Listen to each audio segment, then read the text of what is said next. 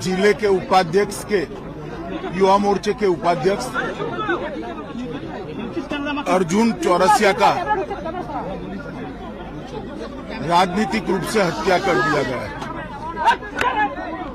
उनके परिवार का ये फरियाद है कि उनकी जघन्य हत्या हुई।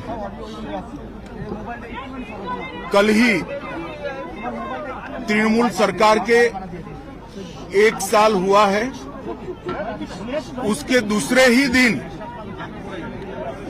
बंगाल में राजनीतिक हिंसा, राजनीतिक हत्या का परंपरा फिर से शुरू किया है। पूरे बंगाल में जहां पर भी जाते हैं राजनीतिक हिंसा, प्रतिशोध में हत्याएं और विरोधी राजनीतिक दलों के कार्यकर्ताओं को चुन चुन कर निशाना बनाने का अनेक उदाहरण हमारे सामने आए हैं। भारतीय जनता पार्टी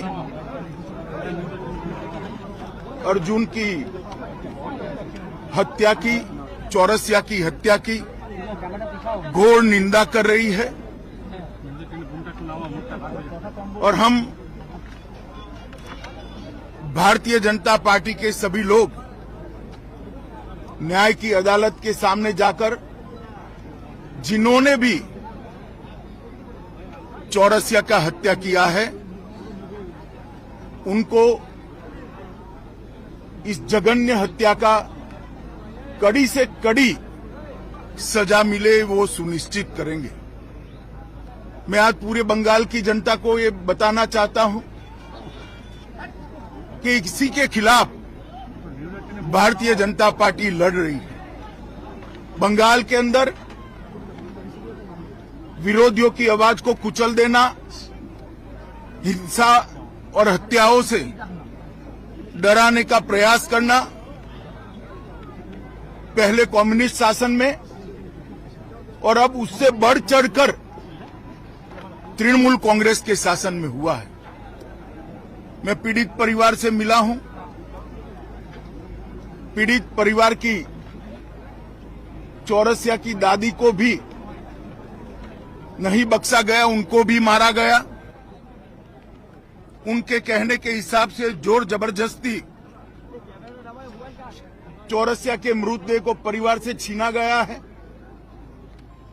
भारतीय जनता पार्टी के कार्यकर्ता अदालत के सामने गए हैं कि इसका वीडियोग्राफी के साथ पैनल पोस्टमार्टम हो और इसकी जांच सीबीआई को सौंपनी चाहिए। अनेक चुनाव के बाद अनेक हत्याओं का सिलसिला थमता नहीं है। कल 1 साल समाप्त होने के बाद जैसे संदेश दे रहे हैं कि हम रुकने वाले नहीं।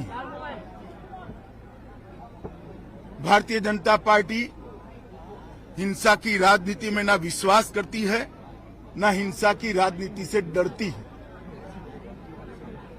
हम कानून की अदालत में इतना सुनिश्चित करेंगे कि चौरसिया के हत्यारों को कड़ी से कड़ी सजा दे।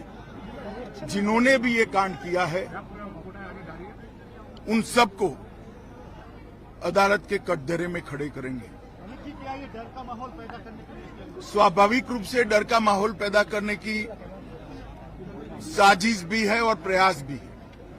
पहले ह्यूमन राइट कमीशन, अनुसूचित जाति के कमीशन और महिला आयोग ने इस बात को कोर्ट के सामने रखा था। शायद 1 साल के कम अंतराल में देश के किसी भी प्रांत में इतने ज्यादा केस सीबीआई को सुपुर्द नहीं किए होंगे जितना बंगाल सरकार से केस लेकर हाईकोर्ट ने सीबीआई को दिया है। यही बताता है कि कोर्ट को यहाँ की कानून और व्यवस्था और पुलिस पर भरोसा नहीं रहा।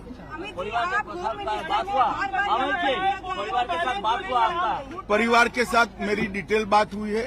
स्वाभाविक रूप से परिवार काफी आहत है। बेटा जाने से भी आहत है और उसके बाद प्रशासन ने उनसे जो व्यवहार किया है, जो अत्याचार किया है, परिवार के लोगों को मारा है, जिन्होंने हत्या की उसको पकड़ना तो दूर रहा, परिवार के लोगों को मारने का काम किया है, उससे बहुत आहत है। भारतीय जनता पार्टी चट्टान की तरह ये परिवार के साथ खड़ी है। मुख्यमंत्री के साथ बात लॉ एंड ऑर्डर को लेकर हमेशा सवाल उठता रहा है। आप होम मिनिस्टर को लगता है प्रेसिडेंट रूल जारी करनी चाहिए क्योंकि नहीं, मांग रहा है। भारत सरकार का गृह मंत्रालय भी इस घटना का गंभीरता से संज्ञान लेता है और आज ही गृह मंत्रालय ने